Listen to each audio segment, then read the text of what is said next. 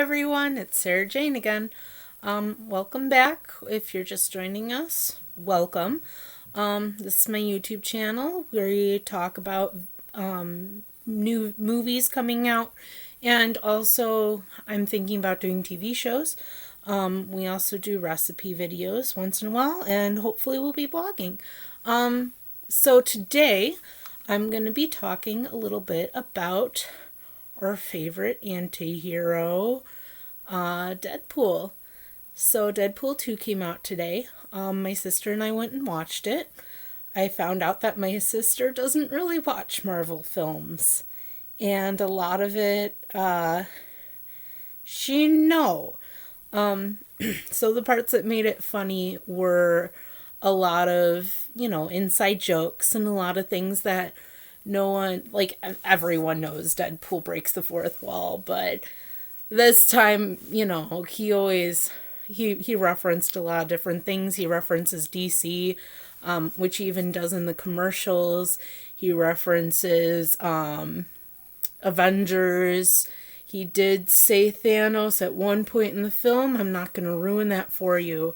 But he did make a very small reference to that. As far as this film goes, compared to the first one, it's a sequel.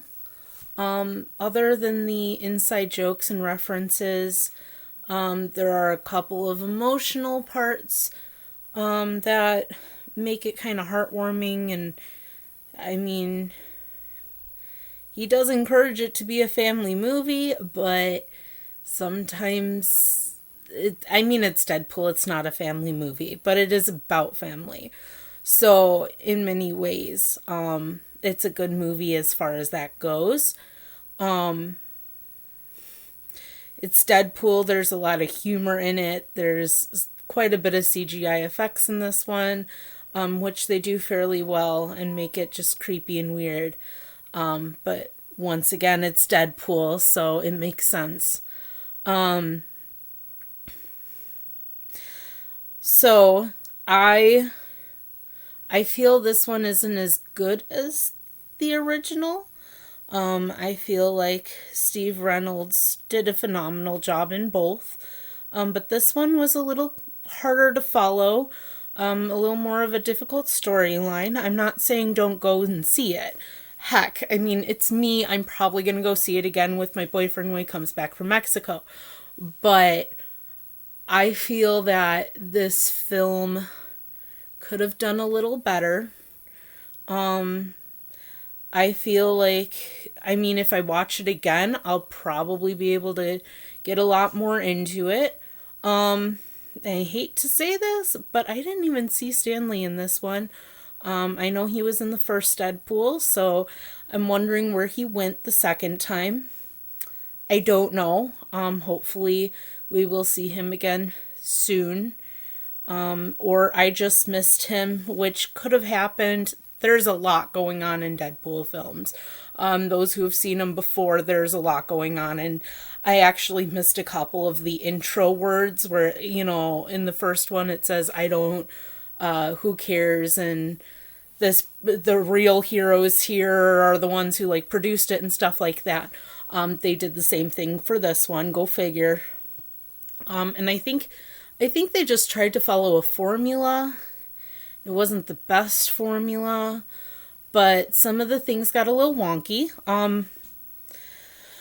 So yeah, I'm going to go into it a little bit more, which is a spoiler alert, which is why I'm warning you now. I don't want, if anyone is going to watch it that hasn't watched it yet, don't go any further, because I know that a lot of people don't like spoilers. But if you don't mind spoilers and you want to keep going, go for it. This one isn't as elaborate as the last one for Infinity War. It shouldn't be as long.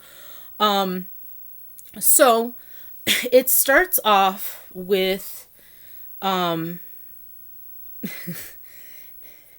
course it starts off with Deadpool killing some people and doing some stuff, and we find out it's his anniversary, with his girlfriend slash wife, I suppose it would be, wife now because it's been a while since the last one. And yeah, he gets there and he comes up with excuses like he was helping children or whatnot. And it's Deadpool. It's humorous. It's funny. Whatever. And it turns dark pretty quickly. So first, he for their anniversary, he gave her a token from their skee ball game for their first date, which is super cute and sweet. And Deadpool's weird and goofy, but moments like that, it sounds stupid, but he kind of reminds me of my boyfriend. My boyfriend and I joke all the time, I'm a hopeless romantic. He's not quite as much of a hopeless romantic. He's romantic when he wants to be. But he's also really goofy all the time, and he purposefully tries to make me have that look of what? Like, what the heck are you talking about? So it reminded me of us in that sense. So he gave her a little token for their anniversary from skee ball, their first time, which I thought was super adorable. And she gave him those little birth control things that are inserted to show that she is not, that they're ready to try to make a baby, which is great. I don't know if Deadpool would make a very good father, but he wants to be a father, so who am I to judge? So yeah, he of course got really emotional with that.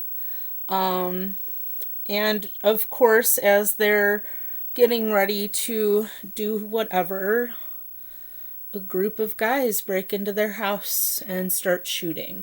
Now, Deadpool, of course, had like this almost Sixth Sense thing, which I thought was kind of strange. He knocks her down, and they start shooting at him. He gets rid of everyone and kills everyone except one. The one shoots.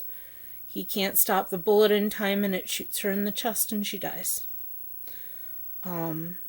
Which, it's Deadpool, superhero, who's messed up, who always has a heart-wrenching thing happen to him. Now, yes, that sucks, and he loves her, so of course it's an emotional thing. However, as I tried to mention to my sister, I kind of saw it coming, because he's supposed to marry Death. You kind of need to be with Death to marry Death. And this woman, from what we know, she's a stripper. Nothing really special about her other than she has the same personality as Deadpool.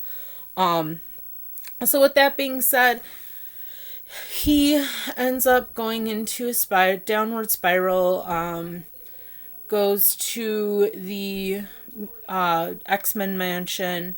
Colossus tries to get him out of it.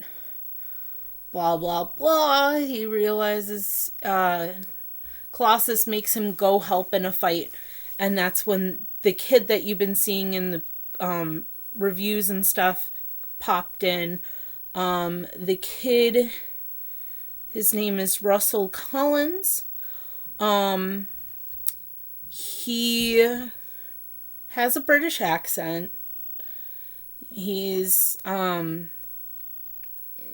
kid. He's definitely either a preteen or a teenager. He's a very annoying character who's always like, yeah, like, he talks himself up, but there's a lot of worry there. Anyway, they're supposed to stop the kid. Deadpool finds out that the kid's actually being tortured in this penitentiary that they're holding him in, and he decides he's going to save him by killing everyone from the penitentiary. Now, Colossus stops him before he could do all that. In turn, Deadpool and the kid get locked up in the ice box, or where they send where they send them with where they send mutants to go to prison, essentially. So they put these necklaces, things on them that dampen their powers, and they lock them up. Now, Deadpool's superpower is healing. It's a healing factor. When his girlfriend died, he tried killing himself. It, of course, didn't work because it's Deadpool. So, with the dampener on, he's not healing again.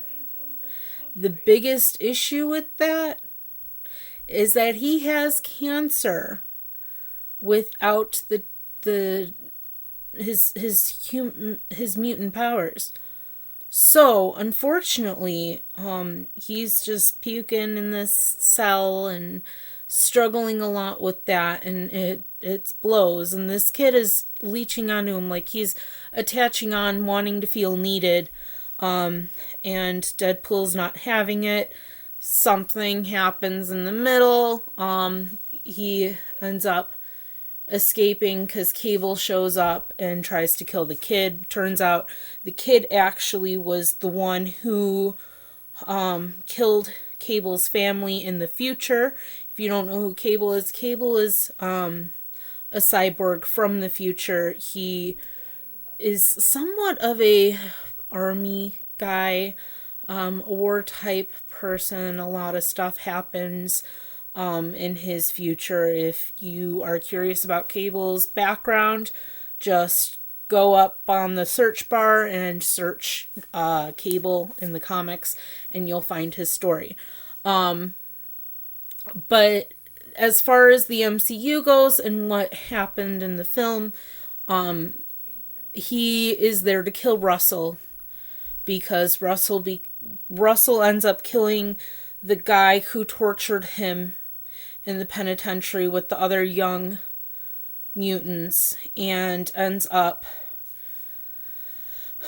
killing him, getting a taste of blood, so to speak, and continues to do it, and he becomes a supervillain. So Cable ends up finding Wade. Wade dies again and again, and Cable keeps trying to kill him or attack him. He finally realizes that that's not working, comes up to him, explains kind of what's going on, and says, we need to get this kid. At this point, the kid has broken out. Wade suggested that he should become friends with the baddest person out there, the baddest person in the prison. So he knows that there's someone locked up in this huge cage, and he goes and gives him his meal and says, oh yeah, we're buddies now, we're partners, we're gonna mess things up. And he ends up, we find out later, it's Juggernaut. Juggernaut's the one in that cage. Now, Juggernaut and the kid, Russell, head back to the penitentiary to kill the people, and Russell's lighting fire the whole way. That's when, before they even get there, Cable approaches Wade and says, look, I need help. I can't do this on my own. We need to kill this kid. And Wade says, no, we're not killing the kid. We're going to try to convince him to not kill him, and that'll change your future too. And he goes, you have 30 seconds. You have 30 seconds to convince me, to convince him not to kill him. And then I'm shooting. So, of course, Wade has this big issue. So, fight ensues, and essentially, Wade jumps in front of a bullet after putting the dampener, the power dampener on his neck. He jumps in front of a bullet for Russell and saves Russell's life. This in turn changes fate, changes everything that is supposed to happen. And Wade finally gets to die. He sees his wife. They hug. Now, before that, every time he died, he did see her. But there was like a barrier, like a wall barrier where he couldn't get to her. She kept saying, your heart's not in the right place. So he realized, what changes your heart but a kid? So that's why he decided to pursue the kid and try to save the kid. But he didn't make it. But by sacrificing himself for the kid realized that Wade actually cared about him. And they tried to take the dampener off his neck so he could heal again, but he didn't want to. He wanted to live with his wife. I mean, if I lost my boyfriend, and I couldn't handle it either. Like, I probably would still fight because I know that he wants me to fight. But, I mean, I understand where Wade's coming from completely. So, it was a sweet moment. But she said it wasn't your time to go. And we were all like, no, what's going on? You know, like, I guess, you know, the moment you take the dampener off, he'd probably regenerate because that's just Wade. But actually it's Cable. So Cable has the thing that goes back in time. That's what made him get to Wade's point in time to kill Russell. And he only had one more chance to go back. He used it to go back in time to give Wade his skee-ball token. So the first time he killed Wade, he took the skee-ball token as a souvenir of his death. Obviously, he didn't die. But when he went back in time, he put it right where the bullet goes, and in turn saved Deadpool's life. Which he was kind of mad about, but he was also like, I get you now, you know. So it worked out okay. His family, in turn, like, he had a little burnt stuffed bear from the wreckage of his daughter's and wife's house, where they died in a fiery death. And the bear went from black to a normal color. It was a normal bear, meaning that everything went back to the way it was prior. So he couldn't get back to his family, but he saved Wade. So, in turn, the end of the film was probably the most funny because, you know, there's always those after credits. There is no after credit at the very end of the film. But there are 2 after credits after the initial ending. So one of them, they actually have someone from the X-Force, or X-Men, because she was in the previous movie as well, fix the time thing, and he goes back in time, and it's a very humorous compilation of him murdering himself right as he looked at the Green Lantern script and said it was genius. The Deadpool from the Wolverine film, where he's about to start fighting with Wolverine. He shoots that one and says, I'm good. This is the real me. I'm good. We're good. I love you. And he walks away. He also goes back in time and saves his girlfriend. So now his girlfriend's alive. You know it's Deadpool, so it has to be canon. It's like, what the heck? But yeah, so he essentially makes it a big humorous ending. And it's great. It's hilarious. It's wonderful. He has a lot of funny quotes and stuff throughout the movie. It's Deadpool, so I would say still spend your money on it. Don't expect it to be quite as good as the first one. It's not like it's an interesting story. It's just, I don't know. I think it was just like the compilation of it and the way that it became the way it was formed just didn't quite sit well with me. It might just be because it was my first time watching it. I didn't watch it with my boyfriend this time, so I didn't have someone to bounce my ideas and stuff off of. I just had my sister, who every time the music in the background started, she would sing with it, which was not helping, but I take what I can get. It was a pretty good movie. And it's Deadpool, so I'm looking forward to see what they have next for him. Of course, Ryan Reynolds isn't giving this part up ever. He is Deadpool. Like, this is him. So yeah, that's my review of the movie. Juggernaut does at one point talk briefly about why he wears the helmet, which I thought was pretty interesting. I'm not 100% sure if it's true. I need to research into that a little more. But essentially, it made it sound like Xavier was his brother, or a relative of some sort. So, yeah, it was pretty cool how they moved things together and intertwined them. So I hope you guys liked it. Don't forget to like, comment, and subscribe. Let me know if you've seen the film and what you think of the film. And yeah, I'll see you next time. Hopefully everyone is doing them and is able to see this film. It's a great film. So, Deadpool would have some quirky music here, have some interesting stuff he'd be saying, and yeah. So, take care, everyone. Have a good one. Don't forget. Take care.